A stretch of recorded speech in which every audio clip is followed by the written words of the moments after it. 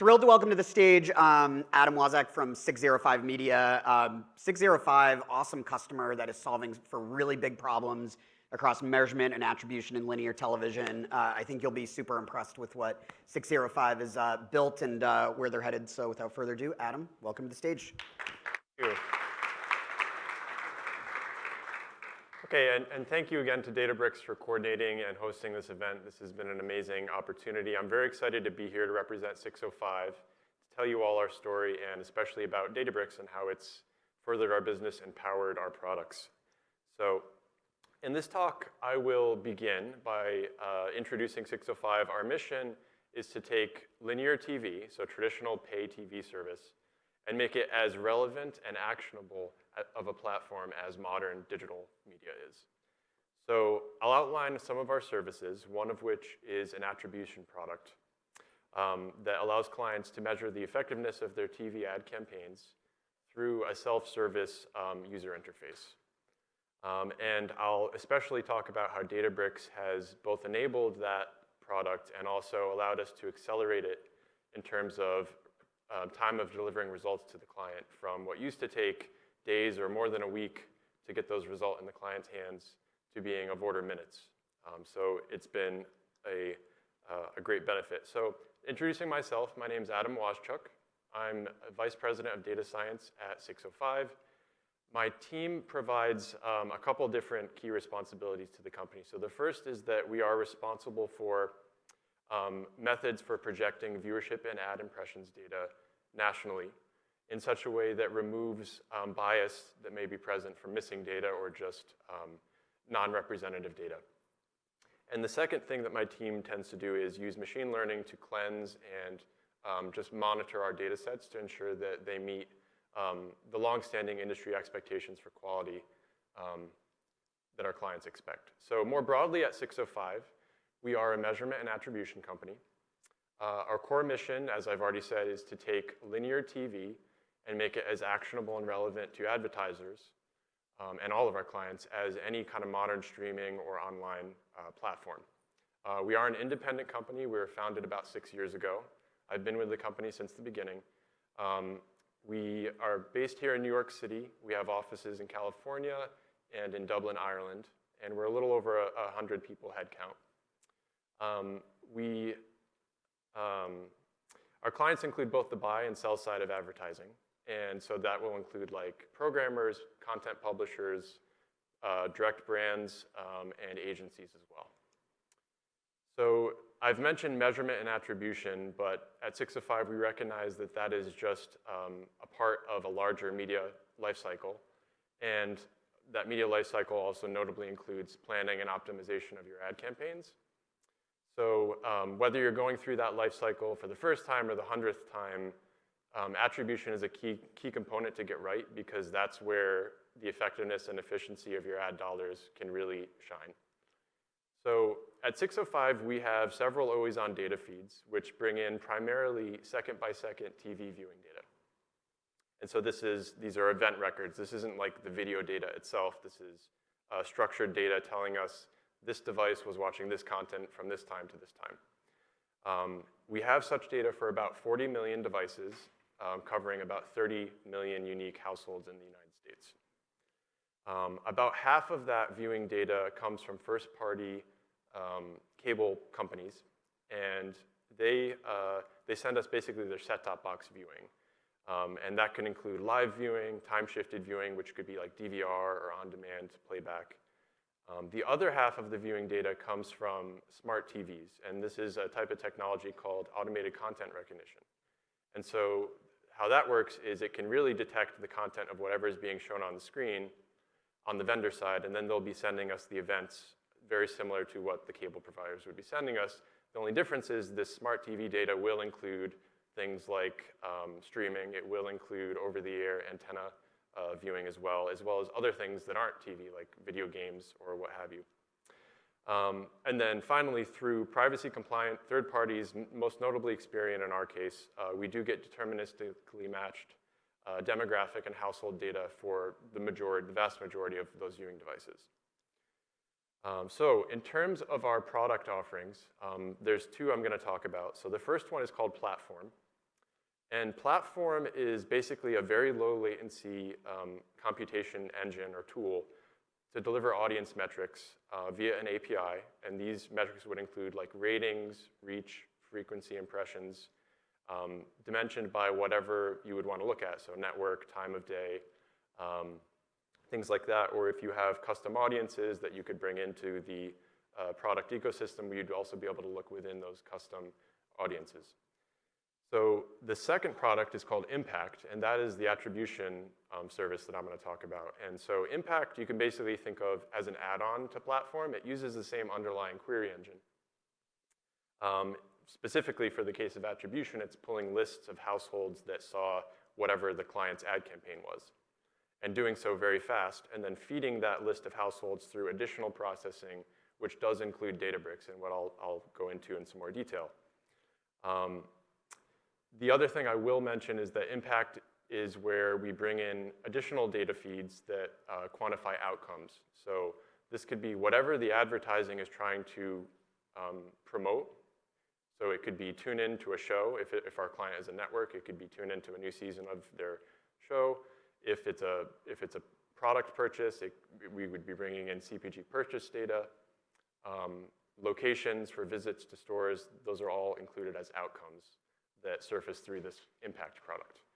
And then thirdly, I'll just quickly mention that we also offer just kind of managed custom solutions through a dedicated client data science team at 605. And they've been an incredibly useful team in terms of prototyping and proof of concepting a lot of the ideas and functionality that does eventually make it into our products. So a great example is cross-platform. So I've talked mostly about TV, but these products do also support onboarding of cross-platform impressions or any sort of data that you would want to use in attribution from other platforms. That was spearheaded by this team and now is recently making it into our products. So we're going to zoom in now on the attribution product, which again is called Impact. And I'm going to first review why measuring ad effectiveness using traditional TV is not as straightforward as it would be with a more modern digital platform. And then we'll look at how the solutions that we've deployed on Databricks not only provide this solution to the clients, but also do so in a fast enough way that they can just sit down and interactively configure their campaign in the span of like a minute or two, hit go make a cup of tea, come back and get their results, as compared to in our older infrastructure, that would be a heavily manual process involving teams of analysts. It would take a week or more to get them those results. So it's been optimized heavily thanks to Databricks. So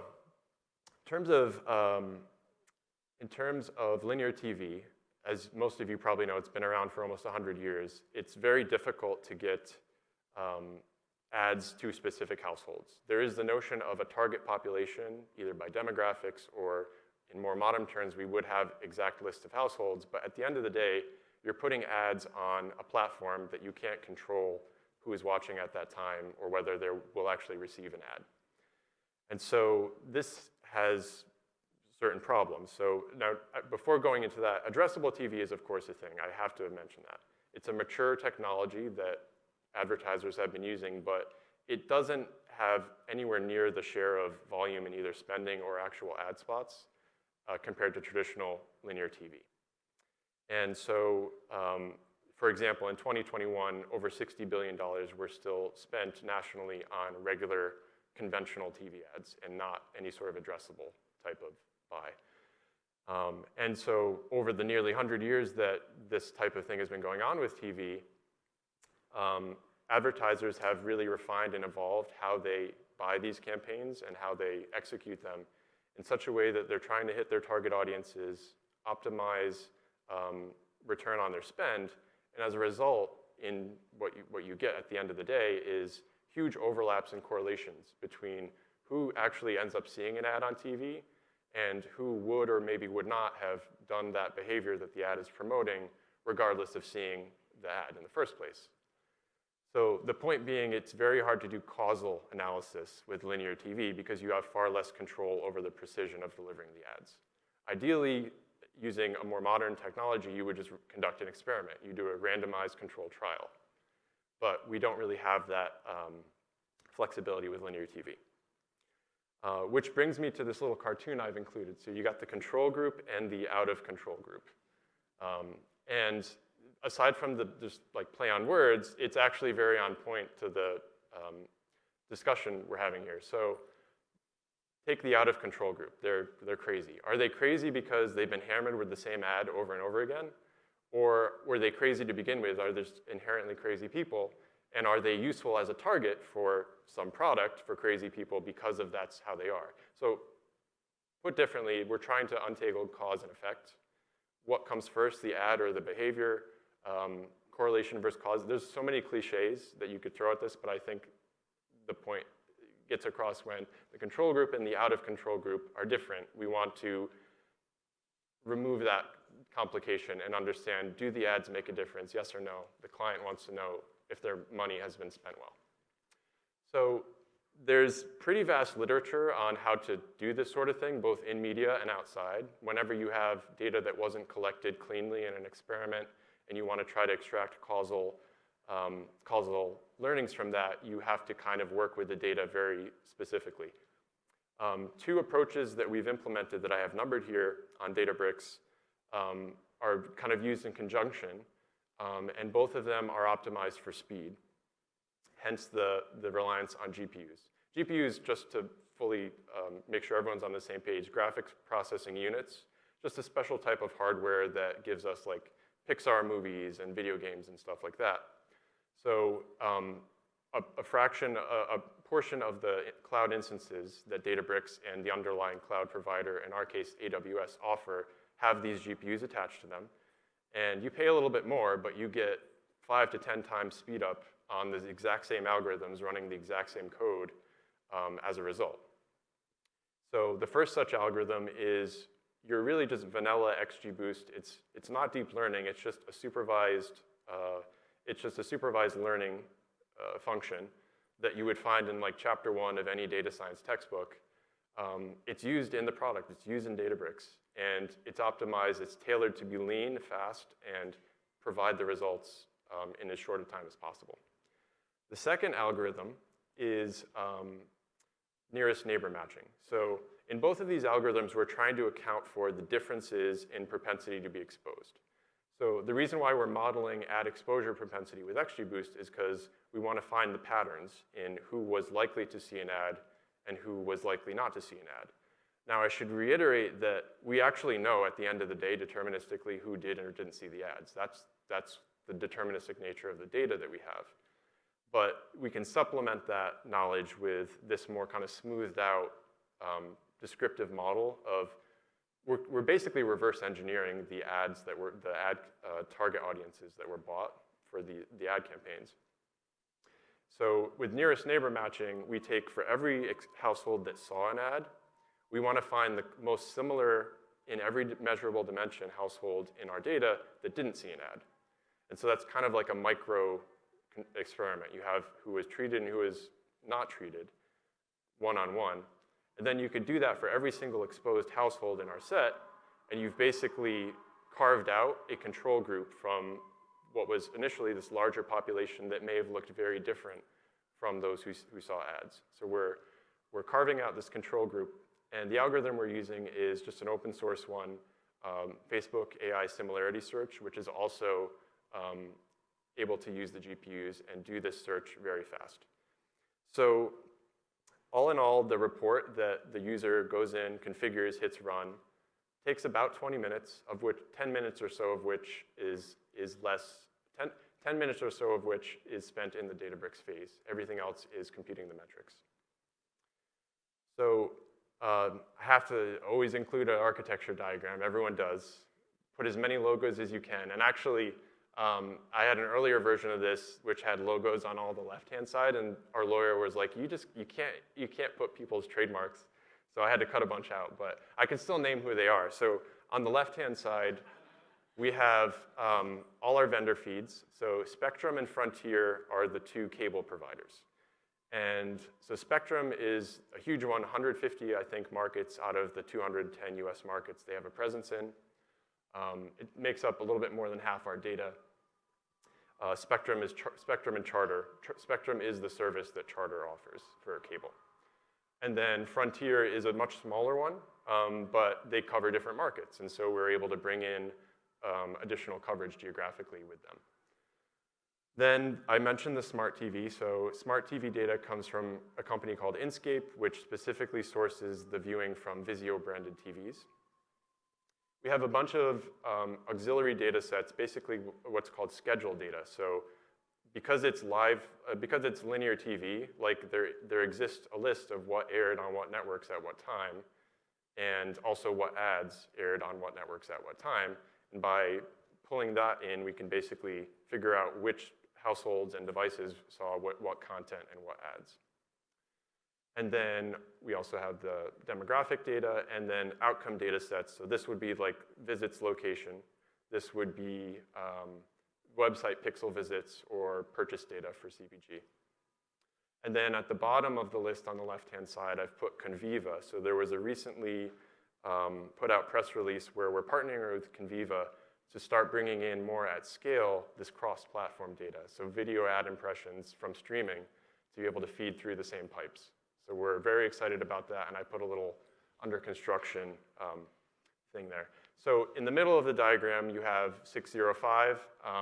The two yellow boxes are the compute, the kind of the heart, the brain or heart, the centered part. The ClickHouse is a SQL Server technology, and it sits alongside Databricks, which, as I said, uses the GPUs. And then down at the bottom in user space, you have our two products, Platform and Impact, which talk to that compute infrastructure via their respective APIs. Platform actually doesn't use Databricks. It doesn't really need to because of the relatively low query complexity for things like ratings or reach. You don't need advanced tech to do that. You just need something that is fast, and ClickHouse is exactly that. It churns through hundreds of billions of ad impressions each report, so it has to do its job really fast. Impact does use Databricks, as I've said, but it also talks with ClickHouse to get some of that important information about who was exposed, who converted in the campaigns, and so on. And I should mention that 605 had implemented this exact kind of setup for attribution pre-Databricks, and as I've said, it could take weeks or more because we had analysts running code on inefficient platforms, and all said, this is a much better setup to be in. And then finally, in the last minute or two, I'll go through some just select technical learnings, pain points that we've come across in our deploying of this solution. So the first is that because we're using this specialized hardware, it can be a lot harder to secure those resources from the cloud provider. And this isn't Databricks' fault. It's in our case, AWS. But Databricks does offer really good solutions for mitigating this. So for example, we just set the clusters to time out in a much greater time period than the average interval between users running reports. And then it's basically, we don't have to waste time spinning up the instances. They're always ready to go. We've also taken strides to basically offload the stuff that doesn't really need the GPUs to separate clusters, which work all in the same, it's still one job, but it's just multiple clusters. And Databricks has done a really good job in allowing us to diversify the resources within a single overarching job. You can use GPUs on Spark without having to actually use a formal accelerator like Rapids. It just comes down to creative coding and understanding what the libraries need. In our case, XGBoost and the neighbor searching. And then finally, this is about ClickHouse that I was showing. It's possible to make Databricks talk to technology SQL databases like ClickHouse, but you have to be aware that if you just go with some default JDBC driver, it could be very inefficiently configured. And just with a little tweaking, you can make it a lot more of a friendly exchange between these technologies. So that'll about wrap it up. Thank you very much. If you're interested in learning more about 605, you could find us at 605.tv as our website. And thank you very much again, and thanks to Databricks. Awesome. Thank you, Adam. I was saying earlier in my earlier comments that the industry is looking to make efficient an inefficient way of buying media, and 605 is really, I think, at the core of helping to do just that. So Thank you for that, Adam, and thanks to the 605 team for being such a great customer.